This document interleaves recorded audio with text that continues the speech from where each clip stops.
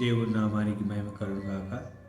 ఈ రాత్రికాల సమయంలో దేవుని యొక్క వాక్యంలో నుండి మనం నేర్చుకుందాం.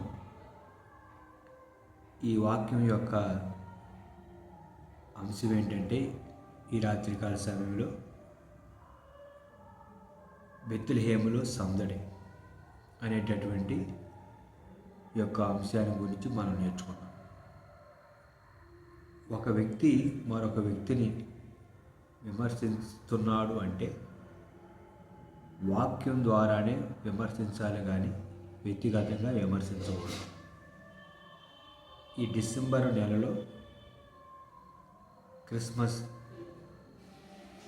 ప్రభు అయినటువంటి యేసుక్రీస్తు వారి యొక్క జన్మదినం రాబోతున్నటువంటి ఈ యొక్క రోజుల్లో చాలామంది చాలా సభలలో ఎక్కువగా పాడుతున్నటువంటి పాట ఏంటంటే, బెత్లెహేములో సందడి, పశుల పాకలో సందడి, రారాజు పుట్టాడని, శ్రీ యేసు జన్మించాడని. నిజంగా యూదా దేశంలో ఉన్నటువంటి బెత్లెహేములో ప్రభు అయినటువంటి యేసుక్రీస్తు వారు పుట్టిన తర్వాత సందడి ఉందా? లేదా? వాక్యంలో పరిశుద్ధాత్మ దేవుడు ఏమి రాయించారు? పాడుతున్నటువంటి పాటలు వాక్యానుసారమా కాదా? నిజంగా గ్రహింపు కలిగి పాటలు రాస్తున్నారా లేదా? మరి పాట ద్వారా దేవునికి మహిమకరంగా ఆయన నామం మహిమపరిచేదిగా ఉంటుంది కనుక నిజంగా ఇప్పుడు ఉన్నటువంటి పాటలు ఎంతవరకు వాక్యానుసారం అనే విషయాన్ని గురించి మనం వాక్యంలో నుండి మనం నేర్చుకున్నాం. దేవుని వాక్యం మత్తయి సువార్త 2వ అధ్యాయం 2వ వచనం నుంచి నేను మత్తయి సువార్త 2వ అధ్యాయం 1వ వచనం నుంచి చదువుతాను, జాగ్రత్తగా వినండి. రాజైన హేరోదు దినములందు యూదాయ దేశ బెత్లెహేములో యేసు పుట్టిన పిమ్మట, ఇదిగో తూర్పు దేశపు జ్ఞానులు యెరూషలేము వచ్చి, యూదుల రాజుగా పుట్టిన వాడెక్కడున్నాడు? తూర్పు దిక్కున మేము ఆయన నక్షత్రము చూచి ఆయన్ని పూజించవచ్చితమని చెప్పిరి. రాజు అయినటువంటి హేరోదు గారు యూదా దేశానికి ఆయన రాజుగా ఉన్నటువంటి దినాలు, అంటే ప్రభు అయినటువంటి యేసుక్రీస్తు వారు పుట్టినటువంటి రోజులలో ప్రభు శరీరధారిగా ఈ లోకానికి వచ్చినటువంటి ప్రారంభ దినాలలో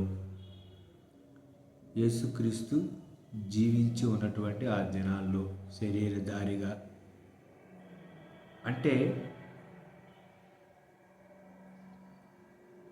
ఈ యొక్క 4వ సంవత్సరంలో దాదాపు హేరోదు రాజు గారు యొక్క పరిపాలన ముగుస్తూ ఆయన మరణం చేసేటటువంటి సమయంలో దాదాపుగా దగ్గరగా ఆ తర్వాత హేరోదు రాజు గారు మరణిస్తారు. ఇతను మహా హేరోదు. ఇక్కడ ఏమని రాయబడి ఉంది? యూదుల రాజుగా పుట్టినవాడు ఎక్కడున్నాడు? తూర్పు దిక్కున మేము ఆయన నక్షత్రం చూచి ఆయనను పూజింపవచ్చితమని చెప్పిరి. యెరూషలేముకు యూదా దేశానికి తూర్పున ఉన్నటువంటి ఇరాన్, ఇరాక్ దేశాల నుండి జ్ఞానులు ప్రభు అయినటువంటి యేసుక్రీస్తు వారు పుట్టిన తర్వాత ఆయనను ఆరాధించడానికి యూదా దేశము యెరూషలేము ప్రాంతానికి వారు వచ్చారు. అప్పుడు వీరు హేరోదు రాజుని ఏమని అడిగారంటే, యూదులకు రాజుగా పుట్టినవాడు ఎక్కడున్నాడు? మేము ఆయన నక్షత్రం చూచి ఆయనను పూజింపవచ్చితమని చెప్పారు. దేవుని వాక్యం ఏమని రాయబడి ఉంది? 3వ వచనం. హేరోదు రాజు ఆ సంగతి విని, హేరోదు రాజు ఈ సంగతి వినినప్పుడు అతడును అతడితో కూడా యెరూషలేము వారందరూ కలవరపడిరి. మహాహేరోదు రాజుగారు అతనితో కూడా ఉన్న వారందరూ కూడా కలవరపడ్డారు అని వాక్యంలో రాయబడి ఉంది. అతడును అతనితో కూడా యెరూషలేము వారందరూ కలవరపడిరి. కాబట్టి రాజు ప్రధాన యాజకులను ప్రజల నుండి శాస్త్రులందరినీ సమకూర్చి క్రీస్తు ఎక్కడ పుట్టినని వారిని అడిగాను. అందుకు వారు యూదా బెత్లెహేములోనే అని ప్రవక్త ద్వారా వ్రాయబడి ఉన్నదని చెప్పిరి. చూసారండి, యూదా దేశం బెత్లెహేములో ప్రభువైన యేసుక్రీస్తు వారు జన్మించిన తర్వాత హేరోదు రాజు అతనితో ఉన్నటువంటి వారందరూ కూడా కలవరపడ్డారు. మొట్టమొదటిగా దేవుని వాక్యం ఏమని రాయబడి ఉంది? అతడును అతనితో కూడా యెరూషలేము వారందరూ కలవరపడారు. మొట్టమొదట హేరోదు రాజు ఎందుకు కలవరపడ్డారు? బెత్లెహేములో యేసుక్రీస్తు పుట్టిన పిమ్మట అక్కడ సందడి లేదు, కలవరం ఉంది. ఎందుకు కలవరం? యూదులకు రాజుగా హేరోదు ఉంటే అతనికి మరలా ప్రతివాదిగా వేరొక రాజు పుట్టడం ఏంటి అంటే, ఎప్పుడైతే యేసుక్రీస్తు ప్రభుని యూదుల రాజు అని జ్ఞానులు అనుకున్నారో, హేరోదు రాజు యొక్క అధికారము సింహాసనము వెళ్ళిపోద్ది అని మొట్టమొదట హేరోదు రాజు కలవరపడ్డాడు. అతనితో కూడా ఉన్నటువంటి వారు ఎందుకు కలవరపడ్డారు? అతడును అతనితో కూడా యెరూషలేము వారందరూ కలవరపడ్డారంట. యెరూషలేములో ఉన్నటువంటి ప్రజలు ఎందుకు కలవరపడ్డారు? ఎందుకు కలవరపడ్డారంటే, రాజు కలవరపడితే రాజు ఏదో ఒక ప్రమాదాన్ని తీసుకొని వస్తాడు, మహాహేరోదు క్రూరుడు. కాబట్టి ఈ మహాహేరోదు రాజు ఏం చేశాడంటే, ఆ తర్వాత యెరూషలేము తర్వాత దేవుని వాక్యంలో ఏమని రాయబడి ఉందండి? బెత్లెహేములోను దాని సకల ప్రాంతములోను 2 సంవత్సరములు మొదలుకొని తక్కువ వయసు గల మగపిల్లందరినీ వధించాడు. చూసారండి, ఈ హేరోదు రాజు గారు ఏం చేశారంటే 2 సంవత్సరాలు మొదలుకొని తక్కువ వయసు గల పిల్లలందరినీ వధించాడంట, మగపిల్లవాళ్ళందరినీ. ఎందుకు? వీరితో పాటు యేసు అనేటటువంటి రాజు కూడా పిల్లవాడిగా ఉండి చనిపోతాడు ఆయన కూడా అని ఇక్కడ దేవుని వాక్యంలో ఏమని రాయబడి ఉంది? ప్రధాన యాజకులు అంటే వీరు యెరూషలేములో దేవాలయంలో ఉంటారు. శాస్త్రులు, ధర్మశాస్త్రాన్ని తెలిసినటువంటి శాస్త్రులు వారు ఎక్కడుంటారని వాక్యంలో రాయబడి ఉంది? ప్రజలలో ఉంటారు శాస్త్రులు. అందరూ సమకూడి క్రీస్తు పుట్టినటువంటి విధానాన్ని వారు ప్రవక్త అయినటువంటి మీకా గ్రంథంలో వారు తెలుసుకొని దానిని బట్టి లెక్కలేసి, అంటే యేసు ప్రభు పుట్టినటువంటి కాలము ఇక 2 సంవత్సరాలు అయింది ఆయన పుట్టి అని తెలుసుకొని యెరూషలేములోను దాని చుట్టుపక్కల ఉన్నటువంటి ప్రాంతాలన్నింటిలో కూడా ఉన్నటువంటి మగపిల్లలందరినీ హేరోదు రాజు గారు చంపమని ఆజ్ఞ ఇచ్చారు.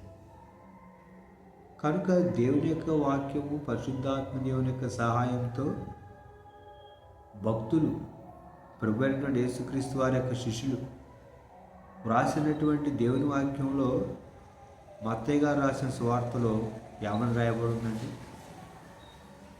బెత్లెహేములో ఏముందో తెలుసా? కలవరం ఉంది, సందడి లేదు. కనుక వాక్యం ఏం చెప్తుంది అనేది మన విశ్వాస ఆత్మీయ జీవితాలకి ప్రమాణం.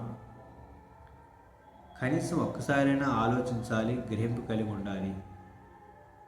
ఇది వాక్యానుసారమైందా కాదా అనేటువంటి ఆలోచన కలిగి ఉండాలి. కనుక ఈ వాక్యంలో నుండి మనం నేర్చుకోవాల్సిన విషయం ఏంటంటే, యూదాదేశము బెత్లెహేములో యేసు క్రీస్తు ప్రభువారు పుట్టిన పిమ్మట ఈ రోజు రాజు కలవరపడటమే కాదు, అతనితో కూడా యెరూషలేము వారందరూ కలవరపడ్డారు. కనుక యెరూషలేములో ఏముంది, బెత్లెహేములో ఏముంది, యూదా దేశంలో ఏముంది? కలవరం ఉంది, సందడి లేదు. పశువుల పాకలు సందడి అంట. పశువుల పాక లేదండి. పశువులు శాలలో ఆ యొక్క తొట్టిలో ప్రభు అయిన యేసుక్రీస్తు వారు బాలుడిగా ఉన్నప్పుడు ఆయన పరుండబెట్టారు. కనుక పశువుల పాకలో సందడి లేదు, బెత్లెహేములో సందడి లేదు అనేటటువంటి సత్యాన్ని మనం తెలుసుకొని వాక్యానుసారంగా జీవిద్దాం. దేవుని యొక్క రాకడకు సిద్ధపడదాం. అట్టి కృప ప్రభు అయిన యేసుక్రీస్తు వారు మనకు అనుగ్రహించి విన్న వాక్యాన్ని మన అంతరంలో భద్రపరచుటకు ప్రభు కృప అనుగ్రహించును గాక. మా యొక్క మోస్ట్ హై ఫెలోషిప్ అనే యూట్యూబ్ ఛానల్ లైక్ చేయండి, సబ్స్క్రైబ్ చేసుకోండి, వాక్యాన్ని షేర్ చేయండి, కామెంట్ చేయండి. మన ప్రభువును రక్షకుడైనటువంటి యేసుక్రీస్తు నామములో అందరికీ వందనాలు. నా పేరు డానియేల్, దేవుని యొక్క సేవకుడిని. దేవునికి స్తోత్రం. ఏమైనా సందేహాలు ఉంటే మా యొక్క ఫోన్ నెంబర్కి ఫోన్ చేయండి. మా ఫోన్ నెంబర్ 8639262647. అంతవరకు ప్రభు కృప మనకి తోడే ఉండుగాక. మరొక వీడియోలో దేవుని యొక్క వాక్యాలను మనం నేర్చుకుందాం. దేవునికి స్తోత్రం. అందరికీ వందనాలు. ఆమేన్.